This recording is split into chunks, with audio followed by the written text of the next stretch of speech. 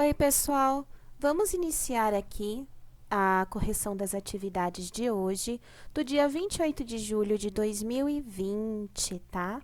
Eu trouxe para vocês hoje, em matemática, um conteúdo aí novo sobre fração e porcentagem, tá? A relação que a gente tem entre a fração e a porcentagem. Quando a gente vê uma fração, que porcentagem aquela fração significa, tá? Então, aí, a gente já teve bastante conteúdo sobre as frações, aprendemos a calcular fração sobre figuras, sobre valores, a fazer operações com frações, tá? Soma, subtração.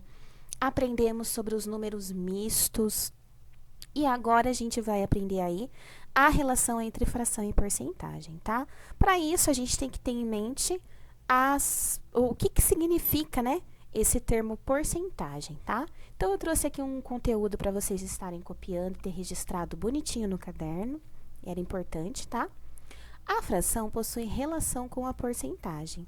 A expressão por cento vem do latim percento, que significa por um cento, tá? Vocês sabem que cento é a mesma coisa que 100, né? Por exemplo, considere a massa de uma pessoa normal, qualquer ser humano, tá? Cientificamente, dizemos que 70%, tá, do corpo humano é constituído por água. Isso é uma média, tá? O ser humano, então, ele tem 70% do corpo dele é constituído por água. Então, isso significa que se a massa total de uma pessoa for dividida em 100 partes iguais, 70 delas são constituídas de água. Então, 100 seria o total, tá? Como se eu pegasse um ser humano e dividisse ele em 100 pedacinhos, tá? E 70 pedacinhos desses 100 são água. O restante não, tá? Então, a fração 70 sobre 100 significa 70 dividido por 100, ou 70%.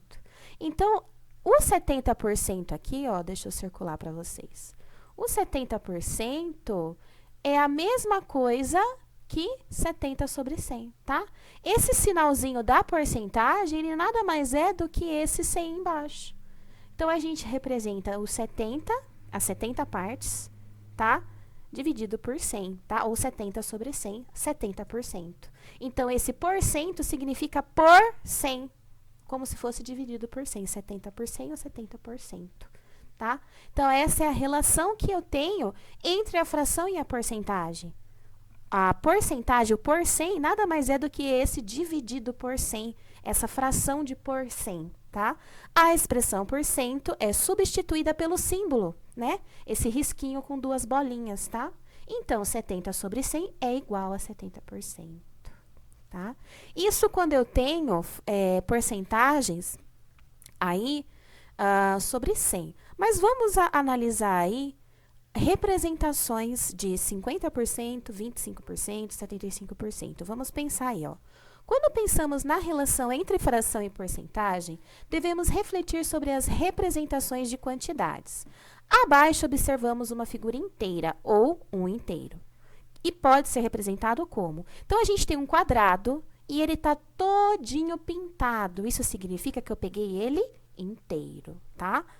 Como que é a fração do inteiro? Não é 1 sobre 1? Então, é 1 quadrado e eu pintei o quadrado inteiro. Se é 1 quadrado e eu pintei ele inteiro, a fração é 1 sobre 1. Isso significa que eu peguei 100% do quadrado. Então, vocês têm que entender a quantidade do 100%. Vale quanto 100%? 100% é tudo.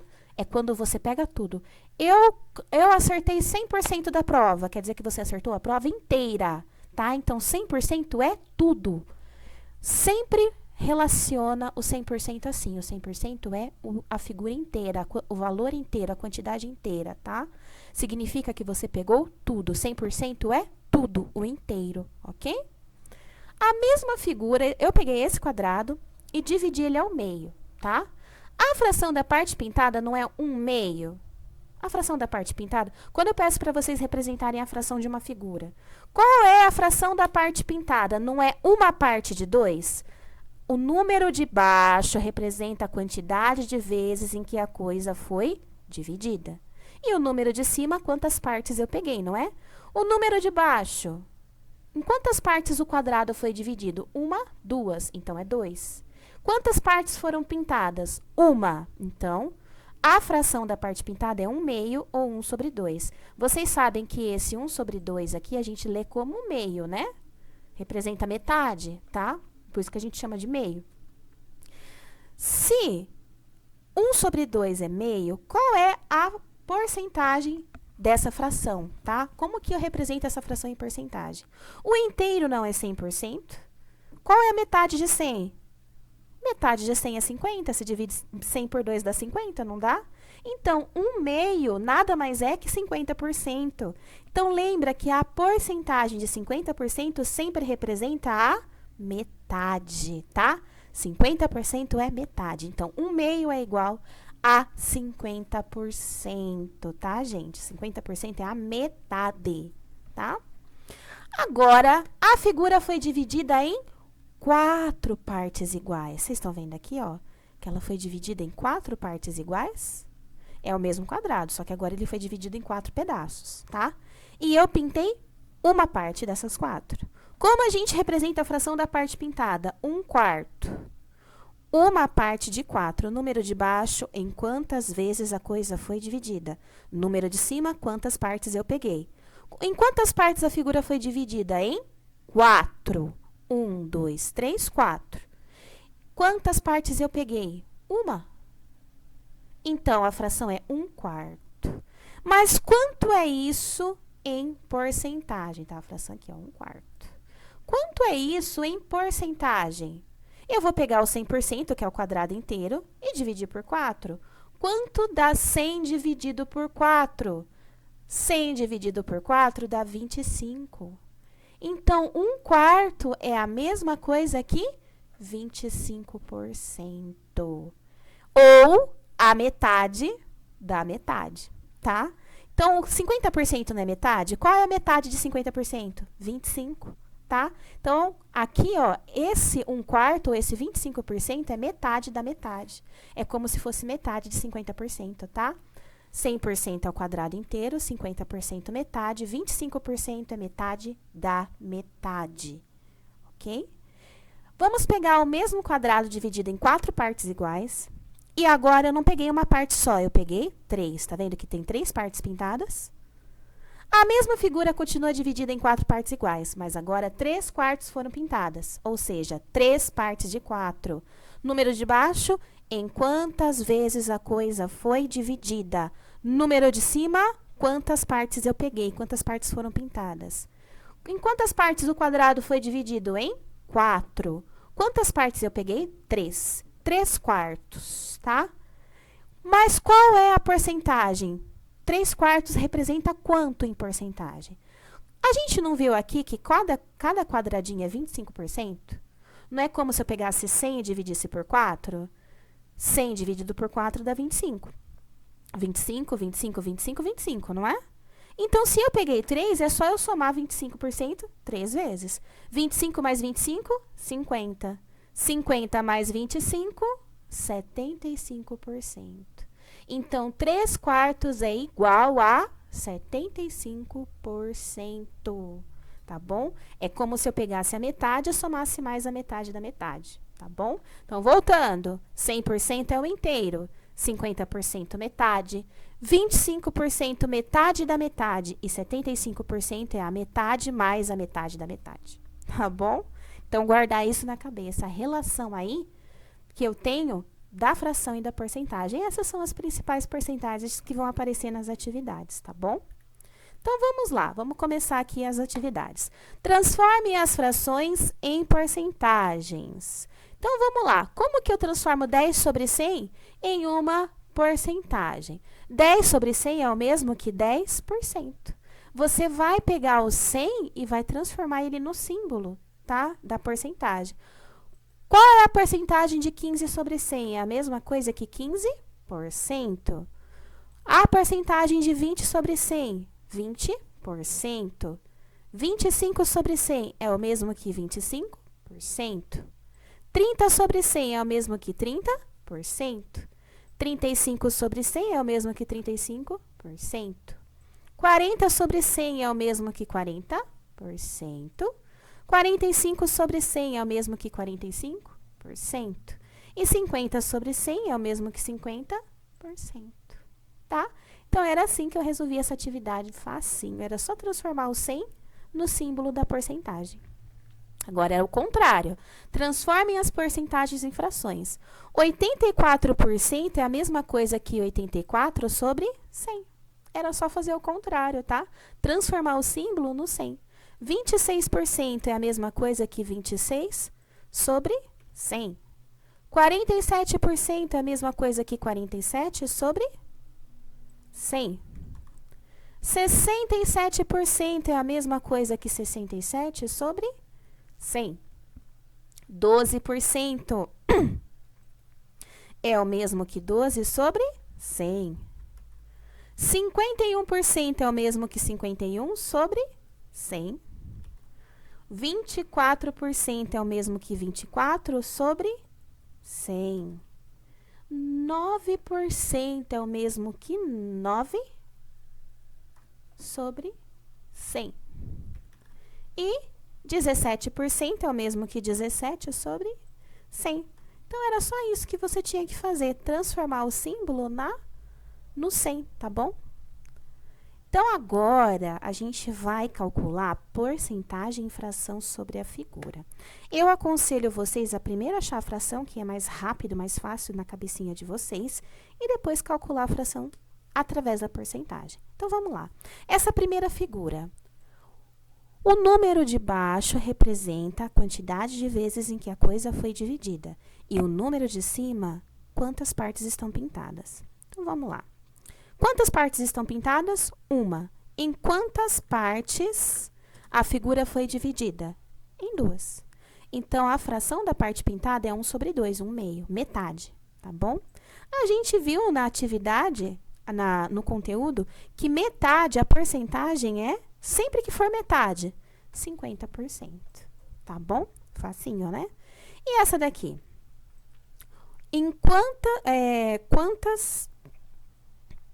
Quantas partes foram pintadas? 2. Em quantas partes a coisa foi dividida? Em 4. 2/4, tá? É igual a quanto? Se a gente observar aqui, essa parte pintada, as duas figuras são iguais, não são? Só que essa foi dividida em 4 e essa em 2. Se a gente pegar essa parte pintada, não é igual a essa? 2 não é metade de 4? Se o número de cima for metade do número de baixo, isso significa o quê? Que é metade. Então, se 2 é metade de 4, qual é a porcentagem da metade? 50%. Sempre que você tiver uma fração onde o número de cima representa metade do número de baixo, a porcentagem é 50%, porque é a porcentagem da metade, tá bom? Aqui, eu tenho uma figura dividida em 4 partes iguais e 3 partes foram pintadas. Então, a fração é 3/4. A gente viu no conteúdo que 3/4 é o mesmo que 75%, não é? Não foi pega aí 3 partes de 4? As 4 partes, cada parte não vale 25%? 25 mais 25, 50. Mais 25, 75%, tá? Aqui, 1, 2, 3, 4, 5, 6, 7, 8. Eu tenho 8 partes e foram pintadas 1, 2, 3, 4. 4 partes de 8, tá? A fração, então, é 4/8. Qual é a porcentagem? 4 não é metade de 8? Qual a porcentagem da metade? 50%. Aqui, a figura foi dividida em quantas partes iguais? 1, 2, 3, 4, 5, 6. E foram pintadas quanto? 6. 6 sobre 6, tá? Isso daqui, a gente sabe que é a mesma coisa que o inteiro, não é? 1 sobre 1, o inteiro. Não foi pintada a figura inteira? Qual a porcentagem do inteiro? 100%. Foi pintada 100% da figura. Aqui, eu tenho uma figura dividida em quantas partes? Ó? 1, 2, 3, 4, 5, 6, 7, 8, 9, 10, 11, 12. E quantas partes foram pintadas? 1, 2, 3, 4, 5, 6, 7, 8, 9. Então, é 9 partes de 12. Tá? Aí já fica um pouco mais complicado. Qual a porcentagem da parte pintada, tá, gente? A gente tem que pensar o seguinte, quando você estiver em dúvida, tá, de quantas partes, qual é a porcentagem, o que eu aconselho vocês a fazerem? Simplificar. A gente não aprendeu a simplificar a fração? 9 e 12, dá para simplificar por qual número? Dá para simplificar, dá para dividir por 3, não dá? Dividir em cima e embaixo pelo mesmo número? 9 dividido por 3 dá 3, tá? Por sinalzinho da fração. 12 dividido por 3 dá 4. Então, essa fração simplificada, a fração equivalente a ela é 3/4. E a gente viu que, no conteúdo, que 3/4 é igual a 75%, tá? Então, aqui nessa última figura, para você resolver, você podia simplificar. 9 dividido por 3 dá 3. 12 dividido por 3 dá 4. Eu achei a fração 3/4. Essa fração é equivalente a essa, as duas são equivalentes. 3/4 é a mesma coisa que 9/12, simplificado. E a gente viu no conteúdo que 3/4 é igual a 75%, tá bom? Bom, aqui na 4, vocês tinham que passar todas essas frações para porcentagem, tá? 25%, 50%, 75%. Vamos começar aqui pela letra A. Na letra A, a gente observa que tá 3/6. Se a gente for pensar, 3 não é metade de 6? Se eu dividir 6 por 2, não dá 3? Então, se o número de cima representa representa metade do número de baixo, isso significa que a fração vale 50%, tá? 50% é metade. Vocês têm sempre que lembrar disso. 50% é a mesma coisa que a metade. 3 é metade de 6? Então, é 50%. B, mesma coisa, ó, 5 sobre 10, 5 décimos. 5 não é metade de 10? Se 5 é metade de 10, isso é a mesma coisa que 50%. 4/16. Aqui eu aconselho, para ficar mais fácil de vocês entenderem, simplificar. 4 dá para dividir por 4. E 16 também dá para dividir por 4, tá? Se eu dividir 4 dividido por 4, isso dá quanto? 4 dividido por 4 dá 1, né? Se eu tiver 4 balas e der para 4 amigos, vai dar 1 bala para cada um. E 16 dividido por 4, se vocês forem ver na tabuada do 4, 16 é a mesma coisa que 4 vezes 4, né? Então, 16 dividido por 4 é igual a 4. A gente achou aí, então, uma fração equivalente. 1/4 é equivalente a 4/16. Eu simplifiquei o 4/16 e achei a fração 1/4, que ficou irredutível. A gente viu no conteúdo que 1/4, uma parte de 4, é a mesma coisa que eu pegasse 100 e dividisse em 4 partes. 100 dividido por 4 dá 25. Então, 1/4 é a mesma coisa que 25%, tá? Sempre que bater a dúvida, e agora? Eu não sei que porcentagem é dessa fração. Simplifica ela, deixa ela bem simplesinha, até você achar a fração irredutível, que aí você vai conseguir achar na hora a porcentagem a qual ela pertence, tá? 12 sobre 12, isso é a mesma coisa que um inteiro, tá? Quando o número de cima e o de baixo da fração forem iguais, isso quer dizer o quê? Que eu peguei tudo, tá? Foi dividido em 12 partes e eu peguei as 12, eu peguei tudo. O inteiro, tá? É igual a 100%. Tudo, 100% é tudo. 1/4, a gente tem 1/4 novamente aqui, já guarda na cabeça. 1/4 é a mesma coisa aqui, 25%. 20 sobre 20, 20/20, tá? Isso é a mesma coisa aqui, um inteiro. Um inteiro é igual a 100%, tá? 100% é tudo. 8/16. Se a gente pode simplificar, dividir por 8, tá? 8 dividido por 8 dá 1, 16 dividido por 8 dá 2. Vai dar 1/2. Então, eu já sei que 8 é metade de 16, não é? 8 não é metade de 16? 8 mais 8, 16, não é? Então, 8 é metade de 16. Se 8 é metade de 16, isso significa que essa fração representa a metade. Qual é a porcentagem da metade? 50%. E 50 sobre 100, tá? 50 sobre 100. 50 não é metade de 100? Aí já tá até fácil, né? Porque é só transformar o 100 no símbolo da porcentagem, tá? 50 é metade de 100, então é a mesma coisa aqui, 50%, metade, tá bom? Ou você copia o número e transforma o 100 no símbolo da porcentagem, ok? Então, essas foram as atividades de matemática, tá? A gente aprendeu aí um pouco de fração e porcentagem. Vocês viram que não é um bicho de 7 cabeças, é tranquilo. Você só tem que entender a relação aí do que é 50%, 50% é metade, 25% é metade da metade, tá? 75% é 25 mais 25 mais 25. 100% é tudo. Se você colocar isso na sua cabecinha, fica facinho de resolver, tá bom? Então, essas foram as atividades de matemática, tá? Agora a gente tem aí uma atividade do livro interdisciplinar. Organizar-se para viver bem. Páginas 90 e 91. Vamos lá para o livro, então. A gente tem aqui, tá? Nosso livro. E aí trouxe um textinho pra gente com algumas perguntinhas. Vamos ler o texto, então, ó. Organizar-se para viver bem.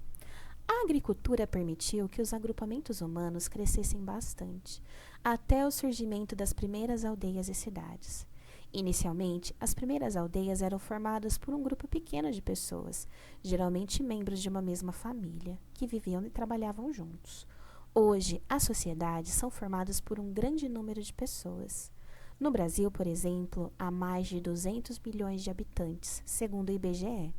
No passado, quando ainda predominava o nomadismo, estima-se que os diferentes grupos humanos eram formados por aproximadamente algumas dezenas de pessoas. As pessoas desses grupos nômades de mais de 100 mil anos atrás trabalhavam juntas para se alimentar e se proteger.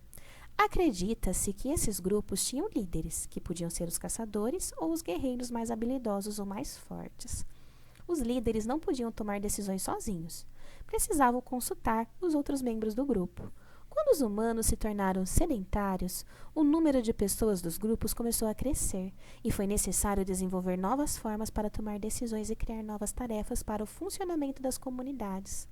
Com o passar do tempo, as aldeias foram crescendo ainda mais e deram origem às primeiras cidades. Esse processo levou milhares de anos, mas entre 10.000 a.C. e 5.000 a.C. já existiam cidades em diversas regiões do planeta. Então, pessoal, esse texto aqui dá uma resumida sobre como a sociedade aí começou a se organizar, tá? Essa necessidade que o ser humano tem de precisar do outro, tá? Você faz um serviço que o outro não faz, mas o outro faz um serviço que você precisa e que você não sabe fazer. Então, os seres humanos, eles têm essa dependência, tá?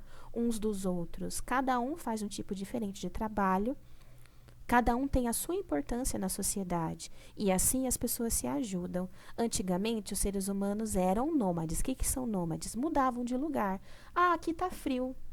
Vamos para a região tal, que está mais quente, dá para a gente caçar, tem mais comida, tem frutas e tal, e ia para outro lugar. Aí, o que aconteceu? Eles se tornaram sedentários. Esse lugar é legal para ficar, tem um riozinho aqui perto, tem bastante bichinho. Mesmo que faça frio, a gente consegue fazer uma moradia para se proteger. Começaram a construir casas, começaram a morar e se ficar fixos naquele lugar, que é chamado sedentários, tá? Começaram a ficar fixos num lugar só. E o que aconteceu? Pessoas acabavam encontrando essas pequenas comunidades e queriam morar lá também. Posso morar aqui? O que você pode fazer para ajudar? E aí, o que aconteceu? Essas pequenas comunidades foram crescendo e se tornando aí as primeiras cidades, tá? Os seres humanos começaram, então, a morar cada vez mais juntos e a depender um do outro. Tinha pessoa que era mais forte, tinha pessoa que era mais habilidosa, tinha pessoa que sabia cozinhar, tinha pessoa que sabia caçar, tinha pessoa que sabia fazer roupas para aquecer os outros, tinha pessoa que sabia construir casa. Cada ser humano tem habilidades diferentes. E aí as pessoas ofereciam as suas habilidades em troca das habilidades dos outros. Então, começaram a conviver. A gente tem um grande problema porque as cidades acabaram ficando grandes demais. Talvez fosse melhor que as cidades continuassem menorzinhas. A gente tem essa codependência entre cidades, tá? Uma cidade que compra coisa das outras, porque em determinada região não tem. A gente tem essa dependência entre estados, entre países, que trocam mercadorias, que trocam produtos entre si. porque cada país tem aí suas habilidades e seu clima diferente que produz diferentes coisas, tá? Mas a gente calcula aí, ó, no Brasil a gente já chega a 200 milhões de habitantes, mais de 200 milhões de habitantes. Então tem pessoas que estão aí, como é que se diz? Muitas pessoas morando numa região só, e a gente tem lugares aí no país que estão abandonados. Então a gente, que nem São Paulo detém muitas pessoas.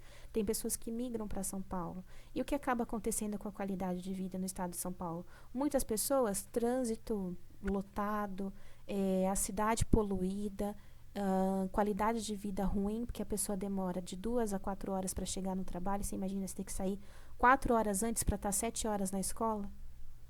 7, se você tira 4, tem que sair de casa 3 horas da manhã, entendeu? Acontece lá em São Paulo com as pessoas, tem que sair 3, 4, 5 horas da manhã para chegar no trabalho às 7, às 8, a tempo.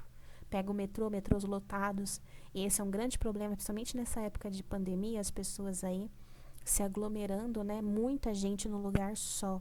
Mas aí tem todo um resuminho aí do processo que levou o ser humano a viver da forma como ele vive hoje. Foi essa dependência de um do outro, tá? Começaram a se associar e a depender uns dos outros e a trocar habilidades aí, tá? Você sabe como as decisões são tomadas nos grupos de que você participa, como escola e família? Discuta com o professor e com os colegas. Então pensem comigo, pessoal. Na sua casa, como que as decisões são tomadas? É o pai que chega e fala, vai ser assim, ponto final? Ou a mãe chega e fala, não quero nem saber? Ou será que a mãe, o pai, o avô, o tio com quem vocês moram, eles perguntam para você o que você acha? Vocês são crianças que eu vejo que têm opinião. Então, provavelmente, a mãe chega e pergunta para você, ó... Ou a mãe pergunta para o pai pergunta para a mãe, ó, hoje eu tô a fim de comer isso, o que você acha? Ou você mesmo chega, ai, por que a gente não faz isso, a gente não vai para lugar tal? Como que as decisões são tomadas na sua casa? Ah, vamos fazer uma faxina, a família toda, porque todo mundo tem que ajudar em casa, né? Ajudar não, porque todo mundo suja, então é obrigação de todo mundo aí tá limpando o que suja, né? Tem gente que acaba sobrando tudo para a mãe, mas na verdade as atividades domésticas é da família toda, tá? Incluindo os filhos. Então, olha lá, ó, vamos fazer uma faxina a família toda. Você limpa isso, eu limpo aqui, o fulano limpa ali.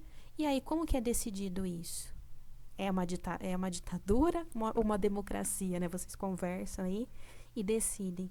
Na sala de aula, como que a gente decidia as coisas? Lembra como eu falava com vocês? Eu sempre perguntava, o que vocês acham? No grupo do WhatsApp, quando a gente vai decidir alguma coisa, eu sempre pergunto para vocês, o que vocês acham?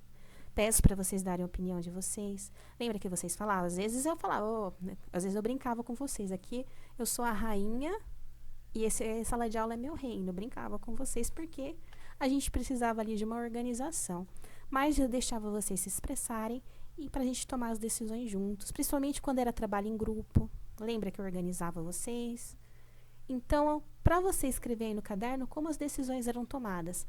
Como é tomada dentro da sua casa e como é tomada com a sua família, tá bom? Você pode escrever no caderno porque aí não tinha espaço para vocês escreverem, tá? Pergunta 2. Quais são as principais decisões que precisam ser tomadas para organizar a comunidade, a cidade, o estado e o país? Então, ó, aqui eles trazem essa sugestão de resposta, ó. É possível destacar que hoje vivemos em grandes grupos de pessoas. Por isso é importante escolher nossos governantes, criar leis e regras e respeitar certas normas de conduta que permitam o bom funcionamento da comunidade, a boa convivência e o trabalho de todos para produzir tudo aquilo que é necessário para a nossa vida, como alimentos, roupas, construções, serviços de eletricidade, água, esgoto e tecnologias de comunicação. Então, nas cidades, no estado e no país, a gente precisa de leis, precisa de regras, porque se as pessoas não seguem regras, elas acabam aí uma invadindo o espaço da outra. A gente precisa de leis que organizem a vida das pessoas, para que elas aprendam a se respeitar e convivam de uma forma que colabore entre si.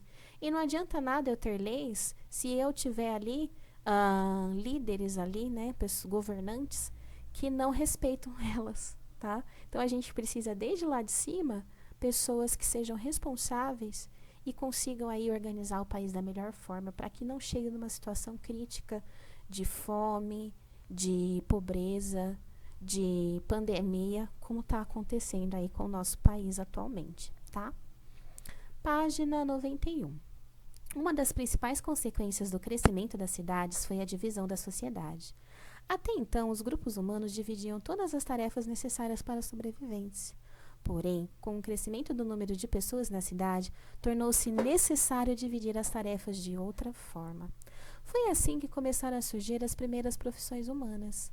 Algumas pessoas passaram a se dedicar ao artesanato, enquanto outras praticavam comércio ou exerciam outras tarefas.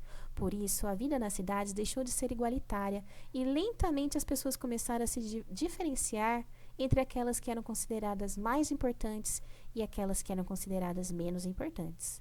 As primeiras cidades surgiram na região da Mesopotâmia e eram independentes, isto é, não dependiam umas das outras nem de um governo central. Nelas havia rei, funcionários, soldados e outras pessoas que ajudavam o governante a garantir a ordem, criar leis, cobrar impostos e manter a sociedade organizada. Alguns estudiosos definem o conjunto dessas pessoas e cargos como Estado. Nesse período, por volta de 5.000 anos atrás, os mesopotâmicos desenvolveram a escrita. Esse recurso tornou-se importante para controlar os impostos pagos, o salário dos soldados e para registrar as leis. Então, a gente tem aqui, né, um exemplo aqui, na imagem, ó, zigurate da cidade de Ur, construído em aproximadamente 2000 a.C. Tá? Observe a fotografia acima e discuta com os colegas. Como vocês imaginam que essas construções eram feitas sem o auxílio de máquinas motorizadas e como elas poderiam ser feitas hoje em dia? Então, a gente tem aqui uma baita de uma construção, né? Edifícios religiosos. Esse aí fica na região do Iraque, tá? Foi feito há 3.500 anos atrás. Se a gente for pensar, 3.500 anos atrás não havia tecnologia. A gente não tinha tratores, a gente não tinha andaimes, a gente não tinha nada. Como que eles conseguiam fazer estruturas como essas? O Egito. A gente tem a pirâmide do Egito. Como aquela pirâmide monstruosa foi construída? Monstruosa e maravilhosa, né? Porque ela é linda. E aí a resposta é pessoal, mas se a gente for refletir sobre isso, uma das formas que eles tinham para construir era usar muitas pessoas. Levava um tempo enorme também para terminar. É lógico que as pessoas que projetavam, desenhavam o plano para fazer esse tipo de monumento, elas eram extremamente talentosas, porque eram o que a gente chama hoje de arquiteto, engenheiro, só que eles não tinham aí cursos que nem a gente tem hoje para aprender a fazer. Eles desenvolveram essas técnicas e eles desenvolveram esses planos tanto em relação à estrutura, em relação a tamanho. Então, era uma noção, assim, incrível que eles tinham. Porém, a forma como foi feita era meio triste, né? Porque a gente sabe, por exemplo, que a pirâmide do Egito foi feita com escravos. Então, eles escravizavam, eram estados, aí, cidades em que eles eram, né, governos que invadiam outras cidades, e as cidades que eles conquistavam, eles escravizavam as pessoas. Os escravos eram através de conquista de cidades. Então, provavelmente, as pessoas eram forçadas a trabalhar e a fazer esse tipo de trabalho. Muitas morriam nesse trabalho forçado, né? E assim eles conseguiam construir essas coisas enormes. Então, exigia o trabalho pesado de muita gente, né? Provavelmente aí, tá? Então, é essa reflexão que eles querem trazer pra gente sobre formação de cidades, sobre dependência entre pessoas, tá? Sobre troca de serviços e também uma reflexão sobre valorizar, né? Às vezes a gente acha que uma pessoa vale mais que a outra porque ela tem uma função social que é considerada importante. Por exemplo, o engenheiro é considerado muito mais importante que o lixeiro. Mas se ninguém recolher o lixo, ninguém fizer esse serviço, como que fica a casa do engenheiro? Como é que fica a sua casa? Adianta o quê, né? A gente tem o engenheiro, tem o médico, se a gente não tem as pessoas que fazem os serviços essenciais. Como que ficaria o hospital se não tivesse a faxineira? Como que ficaria o hospital se não tivesse a secretária na frente, anotando, agendando as consultas? Não é verdade? Como que a gente teria médico, como que a gente teria engenheiro se não tivesse um professor lá no começo que ensinou ele a ler e escrever? Então, a gente precisa aí ter uma noção, é uma coisa que vem da nossa história, né? Considerar pessoas mais importantes que as outras. E supervalorizar, e a gente aqui no Brasil supervaloriza os jogadores de futebol, né? Eles ganham montanhas de dinheiro e fazem um serviço aí que não é essencial para a população. Se a gente for pensar, a gente fica meses aí, né?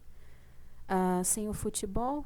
No que o futebol é essencial na sua vida? Talvez para o lazer, para a diversão, mas isso torna ele mais importante que as outras pessoas que fazem serviços na sociedade, né? Ele precisa ganhar tudo aquilo de dinheiro, que os jogadores de futebol ganham montanhas de dinheiro, né? Eles compram iates, um monte de coisa. Então a gente tem aí um grande problema de valorização. Nós não sabemos valorizar cada função social que existe e todas elas são importantes, né? Até mesmo o lazer é importante, o ser humano não é feliz sem o lazer. O futebol faz parte do lazer, mas será que é tão mais importante assim do que a faxineira, o lixeiro, né? O mecânico, o padeiro que faz o pão, o professor que ensina as crianças. Será que é tão mais importante aí essas funções de o jogador de futebol, médico, advogado? Então a gente precisa aí refletir sobre a importância das pessoas na sociedade, tá? Essa a maior discussão que essa parte aí do livro interdisciplinar traz pra gente, tá? Então a gente viu aí um pouquinho de história, geografia, um pouquinho de ciências também, né? Porque a estrutura aí desse monumento aí tem toda a sua parte da ciência atrás também, né? Como eles faziam tijolinho de barro, né? Precisava usar palha, precisava usar o barro para ficar uma estrutura firme, né? Então, é incrível o que essas pessoas fizeram no passado, mas também foi triste, porque foi através da escravidão, tá bom? Então, essas foram as atividades de hoje, tá, pessoal? Qualquer dúvida, então, é só mandar para mim. Um beijo, tchau!